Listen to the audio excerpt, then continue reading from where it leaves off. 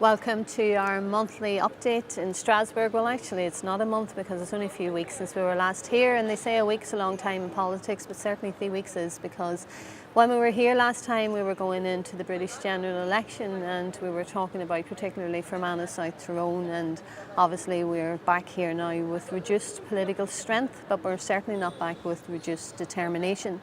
Despite having received the vote, the sterling vote, and the work that was done in the constituency, we lost that seat. But the activists are still up for doing work on the ground, and it's certainly going to be needed when you consider that the Tory government was returned in strength in large numbers, despite the fact that they told the people in England and Scotland and Wales and those who supported them in the north of Ireland that they were going to cut 30 billion from the budget. And we know that that's going to have implications for welfare cuts as well as the cuts in departments. And in addition to that, they are telling us by the end of this month that they're going to have in the British Queen's speech that they will repeal the Human Rights Act. That Act give effect to the European Convention of Human Rights, which was committed to in the Good Friday Agreement. It also allows the Policing Board to monitor the PSNI's compliance with the Human Rights Act. So this is a flagrant breach of the Good Friday Agreement, damage to our political process and our peace process back home. And to that effect, I have been in touch with the UN Human Rights Commissioner to lodge our concerns there, because the Good Friday Agreement was lodged at the UN. And I've also talked to Commissioner Musniak, who is the Commissioner here in the Council of Europe, which is located in Strasbourg. And I'm engaging with many others to raise our concerns, and we hope to raise it here among the groups here in this Parliament as well. There's lots that we could talk about what's happening here this week. There's the UN Convention on the Rights for People with Disability that's going to be discussed this evening, and disgracefully 5 years on, we're still waiting on the Anti-Discrimination Directive to come out of Council. So with that, I will hand you over to my colleagues, and we'll give you a flavour of what we've been at and what we'll be at this week. Mia. Gurmagus Martina, David Massa and Saw Harda Gaelgadi Strasbourg, Shoshing Erish, 3 Shaftan East Jenny, Agus Kata Tarlo and Saw. Well, I'm meeting Commissioner Vella today. He's the Commissioner for Fisheries. We have a crisis in the fishing industry in Ireland, as many of you know. And on the agenda today, I will be specifically asking him about the total eel ban that we have in Ireland. It's the only country in Europe, actually, that has a complete ban on eel fishing. And this is having devastating consequences for our eel fishermen, north, south, east and west. So that's on the agenda, as well as the landing obligation, the quotas and the implementation of penalty points. I'm hoping to have a very good meeting with him, and I'll keep you posted as to the results of that bowl. Later on in the month, I'm going to be meeting the Commission in relation to Leader, the ongoing battle I have with Leader. I could write a book about it at this stage.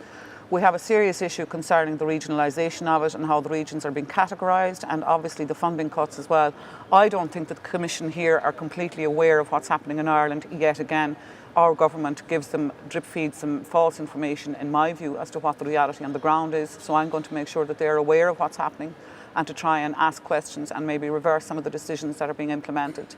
And on a final note, I really want to wish Kathleen Funchion the very best of luck on the upcoming by-election. Everybody has worked so hard up and down the country in helping her to canvass. Agus Marshane Tan Oberdienta, everybody's worn out from canvassing, but look, hopefully it'll all have been worth it. Kathleen is an excellent candidate, and I really hope and look forward to seeing the results of that by-election day hína shahuing. So leishin is toch okur me shivarag gadin Cleardanella is toch go lin chun cup the foc the Ralif agus gadin Cleardanella gadi Strasbourg songafol. Well, I'm just back from Thessaloniki in Greece from a water conference where we met with various community groups that were explaining how they took their campaigns to prevent the privatisation of water or to overturn the privatisation of water. So it was a very interesting conference, listening to the experiences, particularly of Berlin, where it was really a David and Goliath type campaign to try and get access to the contracts that were made with the private company and to reverse the decision due to the high costs and the lack of transparency in the Berlin private model.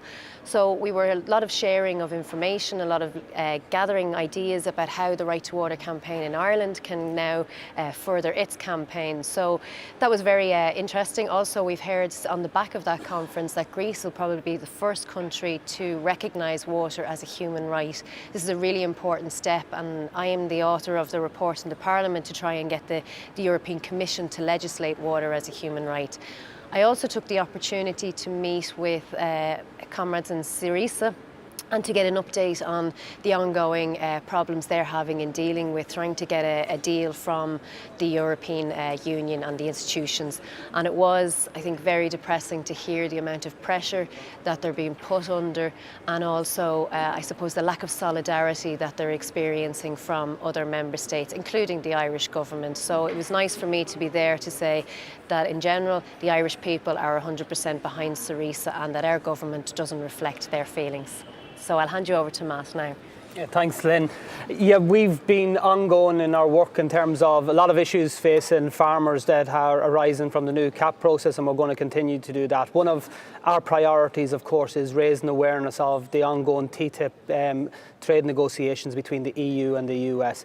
We have been very adamant and very articulate in our views that the Irish government have not been representing the best interests of the Irish people. There now is an opportunity because the US Congress last week delayed the process somewhat, and it means that the Irish government now have a real opportunity to stand up for the interests of Ireland, to ensure that the ISDS mechanism, which would allow investors to basically overturn democratic decisions of governments and regions, that be removed from the TTIP mandate. There's also an opportunity now to ensure that provisions are put in place in any mandate to protect the interests of Irish agriculture, but also to ensure that workers' rights and environmental standards are protected. So we're going to continue to do that. There will be a big vote in the European Parliament over the coming months, and we're going to try and ensure that our concerns are included in that. But we're also going to ensure that we keep pressure on the Irish government, because up until this point they have been acting as PR agents for the European Commission rather than defenders of Irish interests. We're going to try and change that. And just finally, can I, on behalf of all of us, encourage everybody to vote yes on Friday in the equality referendum, and just to commend all those campaigning organisations and individuals for carrying out a fantastic campaign, whatever the result is, and we're very hopeful that it's a positive result. You are an absolute credit to yourselves, to your communities, and we're very proud Irish people seeing the huge energy and positive dynamic that the Yes campaign has brought about. So Coharjas live Galer.